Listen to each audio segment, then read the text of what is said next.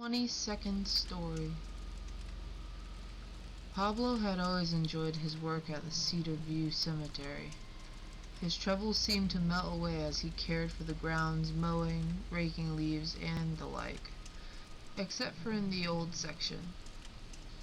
Pablo never stayed long in the area because it still had those old-fashioned arms that held bells tied to string.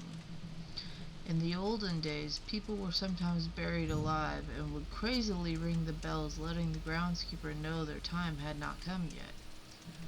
Pablo never liked going in that area because even though the graves were so weather-worn, you couldn't read them any longer. Every time he walked by, the bells would ring. October 24th, 2019. So I'm home alone for the weekend while my wife goes away. I noticed my child standing in the cot, pointing to the corner of the room, appearing to interact with someone. I decide to start recording to show the wife how strange he is acting when all of a sudden I hear a strange huff sound in his room. He then appears to carry on pointing, so I then decide to get him. The noise is at 15 seconds. The shushing sound is white noise that we always have in his room.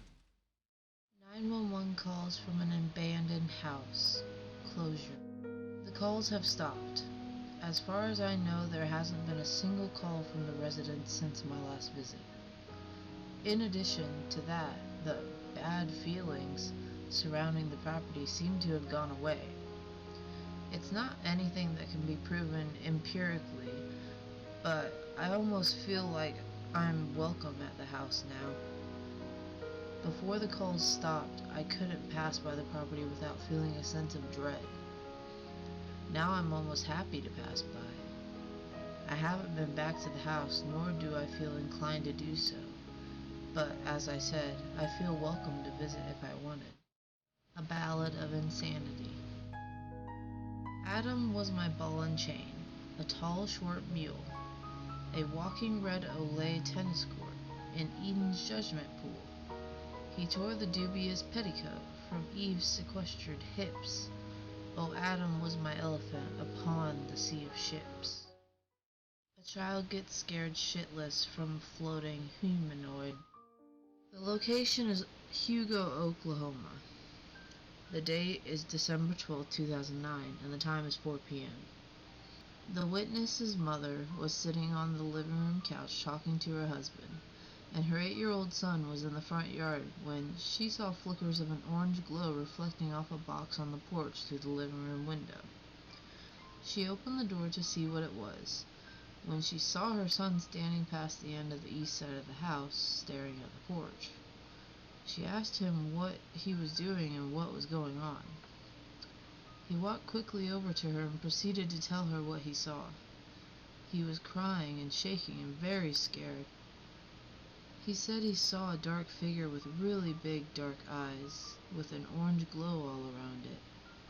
He said it looked like it was floating just a little off the ground, came from behind her car and went next to the house and turned and looked at him. He said it then floated higher and was about the height of the Christmas lights hanging on the porch. He said it looked at him. He slightly turned his head and closed his eyes briefly because he was scared. When he looked back, it was gone. He said whatever he saw was about as tall as he is, about 4 feet. He said he couldn't see its legs and its arms appeared to be straight down beside its body. He said its face was very dark and its eyes were really big and a slightly different color than the face. He said it glowed all around it. The mother estimated that her son had been 40 to 50 feet from the entity, given where he was and where he said he saw it. They have dogs in the back, but they did not bark at all. However, when she called her husband out to tell him what happened and to look for it, her small house dog came out and immediately started smelling the ground where her son said the entity had been floating. A Disembodied Head. I was maybe 13, 14 or so. I always turn on Netflix before I go to bed because it's nice to have something playing in the background of my sleepy time. This place I was staying in was an apartment complex. I was in an apartment that neighbored two other ones. We are good friends with both neighbors and get along well. This line of apartments always had really weird things happening to them, like stalkers, disembodied sounds out of nowhere, and shadowy figures that creeped the heckin' crap out of me. But to be honest, I'm not a stranger to the paranormal. My whole life is centered around lots of creepy happenings, but it doesn't bother us because we have faith made of iron. So anyway, this experience almost exceeds my previous story, if any of you read it, in fear and absolute terror. So I get in bed, turn on Netflix, and fall asleep peacefully. I wake up at about 3-4 in the morning. I hear my brother snoring and it takes about a minute for me to fully awake. I realize that I don't hear Lilo and Stitch playing and figure that Netflix isn't on anymore. With a swift turn of my head, I see the creepiest freaking thing I have ever seen in my existence. A gray head floating. It wasn't hovering, it was just static in the air. I could totally blame my sleepy eyes for seeing that, but I was wide awake after seeing it, and it was there for about a minute and a half. I stared at it for 5 seconds before screaming in sheer terror. You may be asking, what kind of disembodied head makes you scream in terror? This head wasn't a mamby-pamby human head in midair. This thing had huge white glistening eyes, a light gray pale face, wrinkled skin, and the biggest freaking grin I will ever see. It was right above my bed, and I was trying to wake my brothers by my supersonic scream to show them, but by the time they woke, it was gone. I swear if I ever see anything like that again, I want God to take me then, because I don't think I can live seeing whatever it was again. A dream. In visions of the dark night, I have dreamed of joy departed, but a walking dream of life and light hath left me broken-hearted. Ah! What is not a dream by day? To him whose eyes are cast on things around him with a ray, turned back upon the past. That holy dream, while all the world were chiding, hath cheered me as a lovely beam, a lonely spirit guiding. What thought that light, through storm and night, so trembled from afar? What could there be more purely bright, in truth's day star? A female met a large male humanoid. The location is West Sussex in England. The date is February 5th, 1999 at 3 a.m. The 23-year-old witness saw a small glowing spear enter through her closed window into her bedroom. Suddenly, she found herself inside a brightly lit round room with long windows. Inside, she met a 6-foot-tall, pale-skinned, human-like, well-built male with very blue eyes. There were also smaller humanoids, described as dark-skinned and wearing large hoods. Soon she found herself back home and found a large straight bruise on the right side of her neck that disappeared after 2 hours. A ghost once told me to shut up. About a year ago, my brother and I were playing video games in my room. We live with our grandparents. We were sitting in 2 chairs side by side. We started bickering a little as we do. I was saying whatever, over and over to get him to stop, when we both heard a loud shh right in our ears in between us. I asked him if he heard it. He said yes and told me not to talk about it anymore as we were very freaked out. A gnome used to live in my front garden. A living, breathing gnome. I've had a few paranormal experiences throughout my life, but the strangest and most unbelievable was what I know I used to see as a child, 7 years old or so. A gnome. Wouldn't have even been as tall as my knee, probably halfway up my shin. He had a red hat and a white beard, a typical garden gnome, only he wasn't a statue. I saw him at least a dozen times through our living room window, frolicking about in the garden and along the windowsill, outside. I'd sometimes even see his silhouette through the blinds if they were closed on a sunny day. My parents obviously always brushed it off, as silly crap kids say when I told them what I saw. "Oh, don't be silly," or "Oh, haha, did you?" Never paid it any attention, and why would they? I even remember my father saying something to Mum like, "We don't even have a garden gnome," and she responded that it was just an act of imagination. I lived there until I was about 18 or 19, and I don't even think anyone in our street owned garden gnomes at all. He never even once looked at me like he didn't know I was watching, or perhaps didn't care. The last time I saw him was about 20 years ago. Never spoken about it to anyone but my mother and sister during my adult life.